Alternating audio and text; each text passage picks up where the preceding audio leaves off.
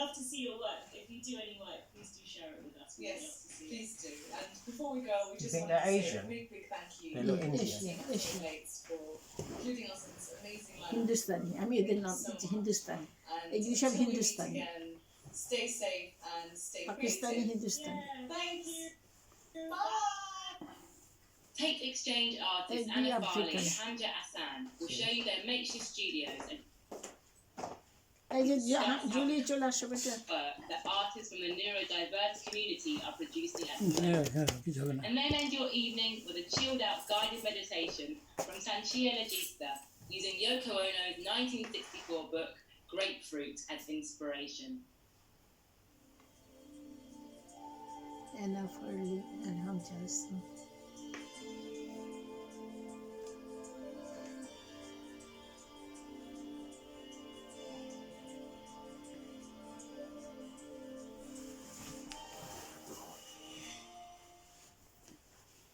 Tate Exchange is a platform at Tate Modern for In a distilled essence, and it's co-created with artists and communities from across the UK and with our visitors. We've had the privilege of working with Anna Farley and Hamja Hassan on 3 occasions. Anna being part of the 198 Contemporary Arts and Learning Opening Doors programme for creative neurodivergence, and also leading disability awareness training for our security team. And Hamja when leading a zine-making workshop with disability-led arts organisation Shape Arts. And in these films, the artists talk about the making of art in isolation and of how the condition of being in quarantine has affected their work and impacted on those in the neurodiverse community.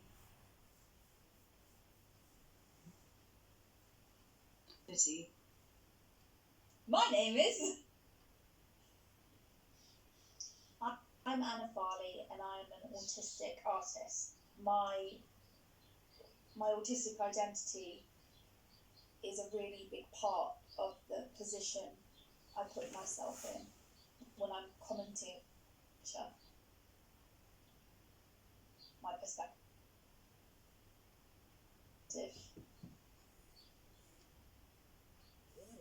in the family that lives down in Yorkshire. This is basically a studio. My family mission have let me turn half of the garage into a makespace. A lot of people ask me, why do you call yourself an autistic artist? Why not an artist with autism? Or just calling yourself an artist? Why do you need to let people know that you have autism? And for me, my autism is such a big part of where I'm coming from with my work. Is my identity, and I think it's really important to acknowledge the position I'm coming from. Being an autistic artist was really interesting when being asked to talk about if I'm making work in isolation, and if I am, how, or what is it. And for me, with my autism, isolation is a fairly symptomatic issue that I experience. And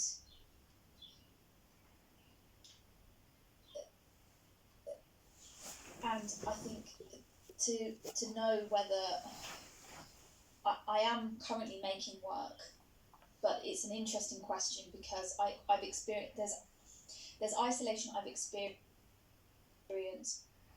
because of isolation I'm experiencing because I'm in lockdown and I've been given permission to be segregated and cordon myself and withdraw myself from society. And it's where it's quite interesting when you think about isolation and solitude and the element of choice. But just the kind of work I make. I studied sculpture at Wimbledon College of Arts, and so I have a lot of sculpture in my practice, but I also work with photography and drawing, sound, text. Constantly, well, I'm learning about all things that I'm using in my practice, but I started working with Photo Fusion in Brixton to develop a community arts project. I began learning about socially engaged arts and participatory practice, and to me that has been the most incredible way of working so far, and I still get to use all my other methods of discipline, and I'm actually engaging with audience, and I'm breaking down what it is that I'm trying to communicate. I think a really good example of my practice combining with my interest in socially engaged arts is the commission that I exhibited as part of the Explorers project with Project Artworks, and the work title is called "This Gives You a Score of 0", and it was 300 infinity cubes like this with wooden blocks with vinyl stickers of stills from body cam footage that I took over 2 weeks. As part of disability culture in the UK, there was me wanting to open up and debate and discuss the UK disability culture, and in particular benefits, and wanting to have an open visual conversation with an audience. And a lot of people ask me, wasn't this terrifying to put everything, all of your privacy, your life, in the hands of strangers, literally? And my answer immediately was absolutely not, because every time you fill in a form, you send it off and you have no idea who's looking at it, what's happening with it, how many people are looking at it. Of course, there's an element of GDPR and privacy that comes with that territory through the Department of Work and Pensions, but it's still quite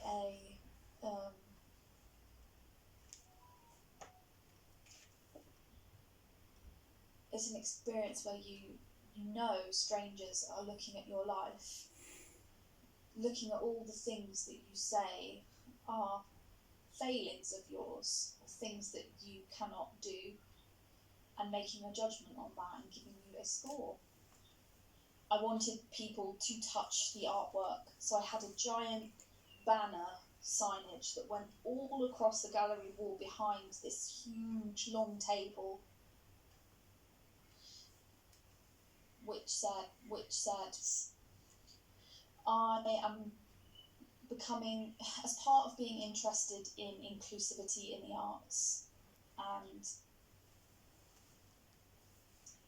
thinking more about pan disability and access needs of different age ranges as well, I'm really interested by gallery culture and the reverence of gallery spaces.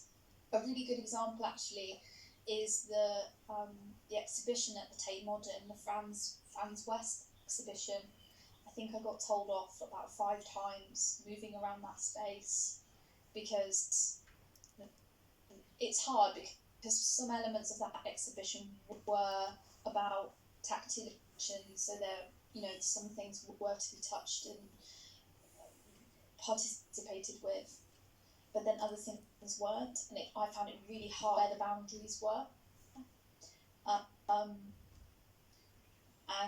And I really hate getting to the reason. It happens a lot. I can't help but want to experience the artwork in a physical way, because that's part of how I learn and how I process information, the Cover your behaviour belly. that we emanate but also expect from a gallery space. So as part of my interest in access and inclusion, Once তোমার father এরকম বড় belly ছিল. repeat. No, it has reduced. No, it was. Thank you very much for listening about what I'm up to, what I'm doing, why I'm doing it. I'd like to leave you with a question. Do you think the arts has been more inclusive since lockdown? And if you do, what could we keep doing when we're on the other side of it? Hi, I'm Hamza Hassan. I'm an artist and writer and curator from currently supposed to be in residence in the Netherlands, but due to the art world being shut down, I've been sent home to live with my parents. At this moment of enforced self-isolation, where I spent nearly 2 months trapped in my parents' house in London, has also reconnected me. I think tidying your room is the best form of curatorial practice. I file things, refile things, reclassify things, reconnect things from before I was born. So beautiful photographs of my family and parents from the 1960s when they immigrated here from West Bengal in India to London, and they've been married since 1964. You live in this state of perpetual anxiety and uncertainty. I think there's something about living with your Asian parents, which is the best form of post-colonial theory. Really rediscover in a way that's beyond the pretentious art world, beyond documenta, beyond elite art colleges and their post-colonial theory departments. You recognise the way in which my mum made look at a film from the 50s in an entirely different way. You put this So I on watched this television. classic cinema with her. Then you have a more down-to-earth understanding of the way other people see the world. Shara was written as a book in 2017, faded into other languages, so there's the Italian edition, recalled Intro Fada. So my entire life, whether in employment, in school, I was bullied, demeaned, made to be a second-class citizen because of a simple crime. Now, if the experience of a different race, we have a whole trajectory, decolonial movements, the civil rights movement, Malcolm X. If we experience discrimination because of gender, we have the history of the suffragettes, #MeToo. If we experience discrimination on the basis of class, we have the Tate Modern class movement, the trade union movement. But what things do we have to turn to when we experience discrimination, bullying, alienation for the mere fact of being quiet? I didn't have a liberation movement or a legiancy or icons that I could call my own, and hence I just made one up. First chapter of the book is the Constitution, draft Constitution for the Aspergistan. We, the People's Aspergis, Shy People's Republic of Aspergistan, the sanctuary, beacon and homeland of oppressed, revert and autistic spectrum people. And understand that our nation's crownless principle will serve as a bulwark against the hegemony of the extrovert world order. Market was a fraternal and sororitorial collaboration and coexistence of all shy peoples in autonomous worldwide union. Acknowledge that successive generations of our people have suffered rejection, bullying, humiliation, belittlement, exclusion, alienation, discrimination, and disadvantage at the hands of the global system of extrovert supremacism, which has dispossessed and deprived us of our right to introspective life, self-esteem, equality and peace. Demand the reversal of the operations of extrovert exclusive representation in Congress and debate chamber parliaments, acknowledging the system's failure to listen to and represent its subjects and citizens. We take Lao Tzu's dictum, the quieter you become,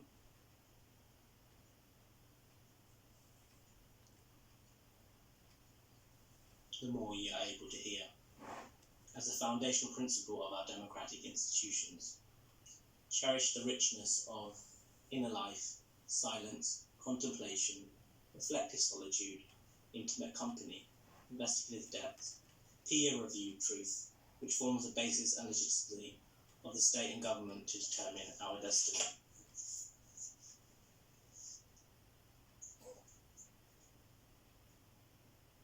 Shai Power. Chapter of the Constitution of the Shai People's Republic of Aspergistan. Fundamental Rights and Duties of Citizens. Article 17. Introversion is inviolable. No person may disturb its peace or violate its freedom. The state shall guarantee freedom from small talk,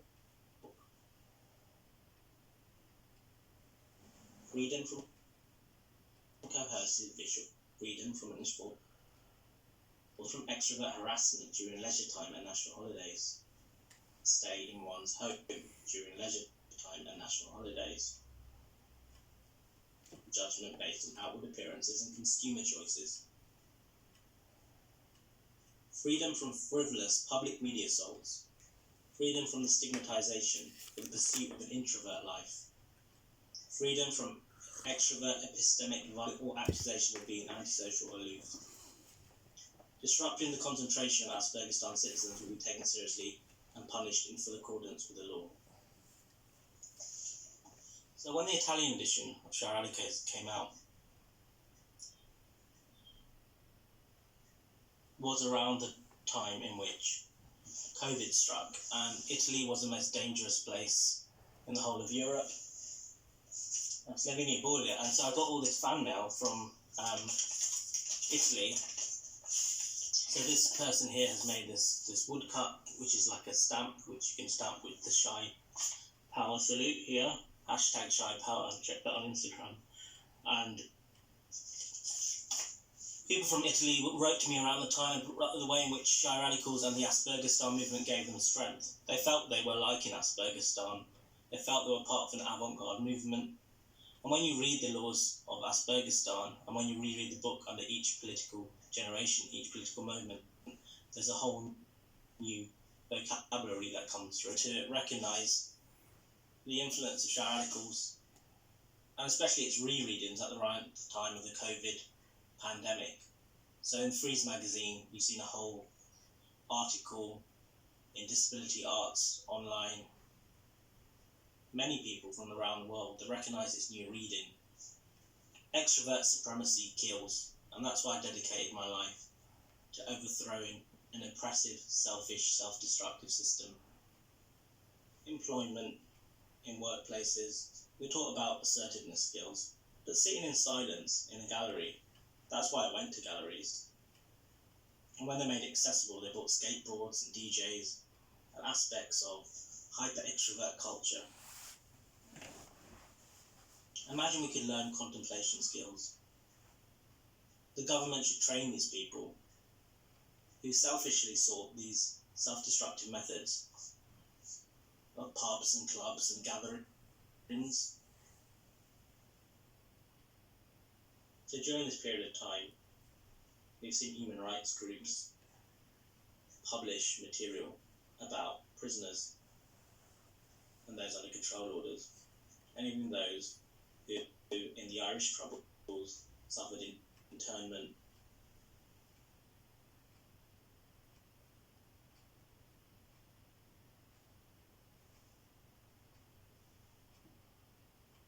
Build communities, create strength. So I'm reconnecting some of the material of when I used to campaign against solitary confinement, when I used to speak with 30,000 people on hunger strike in California who are against indefinite solitary confinement, or the 80,000 people in solitary confinement in the US. The prisoners in Guantanamo Bay were befriended and campaigned for. These people have so much. In some ways, what we experience now is what people in Gaza, and Kashmir, and oppressed zones, military zones, stuck in lockdown, where lockdown means daily life, where lockdown means oppressed nations, subjugated, controlled under militarized zones. They know how to cope with the most bare essentials. They know how to express gratitude towards love and humanity whilst experiencing the worst forms of oppression. So these people are my teachers. There's something about being indoors which is peaceful, which helps us reconnect, re-inspire, get out of sync of the economy, and something ultimately revolutionary. The world will not be the same after the end of the COVID pandemic.